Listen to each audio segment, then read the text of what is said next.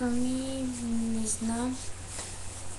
Мисля, има много забавни хора, които познавам. Всеки си има някакво чувство за хумор, специално неговост. Не знам. Но иначе, като забавен човек, мога да определя Викито, Женя.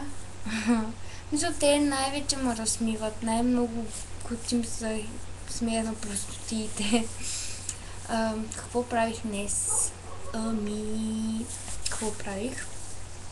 Ходих на училище, карах физкултура, не карах първи час, след това карах математика, български госпожата ни каза да излезем на двора, тъй като имахме от Москва гости и имахме за ден на детето там всички ученици, да казваме, не всички, но почти всички там, които са на първа смяна, да излезем на двора и да кажем всички заедно, аз съм българче и така.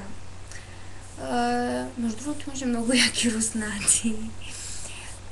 И след това карах 3 часа английски и в 1 час се прибрах, до 3:30 си бях вкъщи, след това имах уговорка с Пламен и Виктор за навънка. Излезнах с тях, разхождахме се, лигавихме се и сега се прибрах.